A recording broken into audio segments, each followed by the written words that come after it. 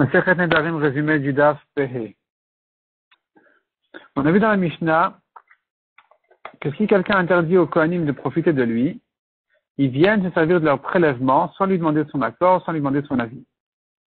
Si par contre il a désigné certains Kohanim en disant voilà, un tel et un tel ne profitera pas de moi, eh bien ceux-là ne peuvent pas prendre les prélèvements, les autres les prendront. La Gemara voit ici une contradiction dans la Mishnah.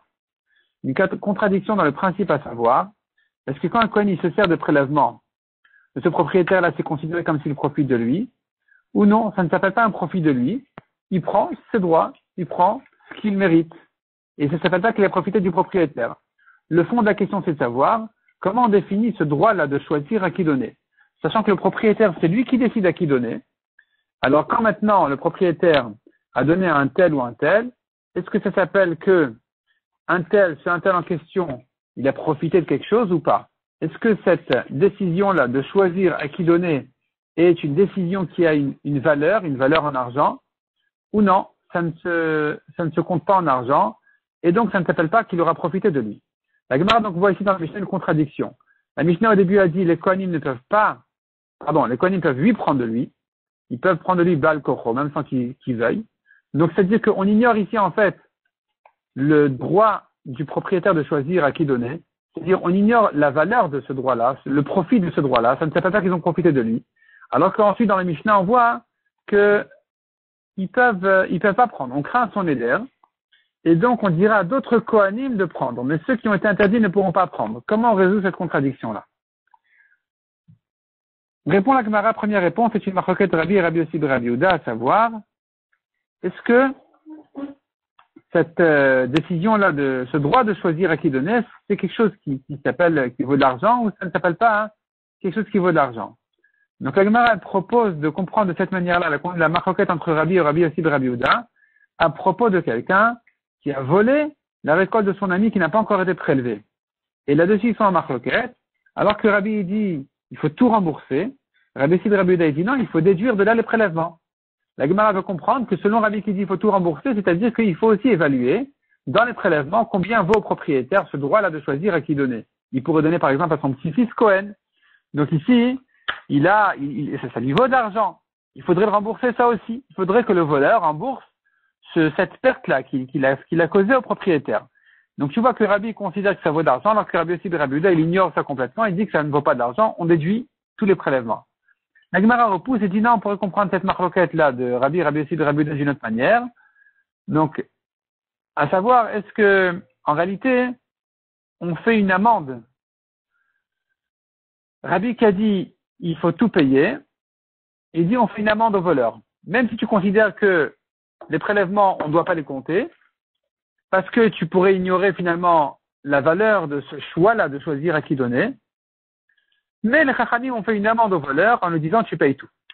Rabbi Sid Rabbi Yehuda, lui qui a dit il faut déduire les prélèvements, il pourrait dire qu'en principe, les prélèvements, on n'a pas à les déduire parce que peut-être qu'on doit pas considérer ça comme, c'est-à-dire, on devrait peut-être ne pas les déduire, mais les Chachamim ont dit il faut les déduire pour faire une amende au propriétaire qui a laissé sa récolte, ses fruits, sans les prélever.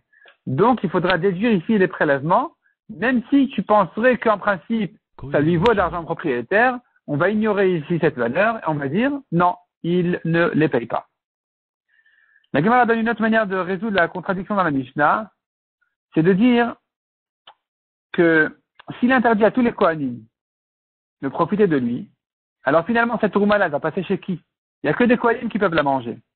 Donc, c'est comme s'il avait abandonné complètement le droit sur cette rouma-là. Puisque personne ne peut la manger, c'est comme s'il a dit, c'est comme qu'Afradara, cette rouma-là, c'est comme la poussière de la terre, elle va servir à rien du tout. Si c'est comme ça qu'il a abandonné sa propriété dessus, ou ses droits dessus, les Kohanim peuvent venir la prendre. Tandis que s'il a dit, tel et tel Kohen ne profite pas de moi, ici on doit craindre la valeur que ça lui vaut de choisir à qui donner. Et donc, il y a ici quelque chose qui est effectivement interdit aux Kohanim en question, et les autres viendront prendre. Cela, non. Mishnah suivante. Une femme qui interdit ce qu'elle fait à son père ou au père de son mari, à son frère ou au frère de son mari. Le mari ne peut pas annuler ici parce que ce n'est pas une question ici d'un éder de Inouï Nefesh. Il n'y a pas de souffrance, ni Beno le Bena, c'est pas entre eux. Une femme qui a dit ce que je fais est interdit à toi, le mari ne peut pas annuler.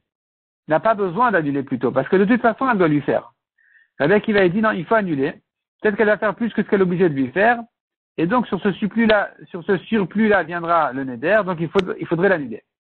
Rabbi Yochanan ben Nouri dit, il faut annuler pour une autre raison. Le surplus, on ne craint pas, ça appartient au mari aussi.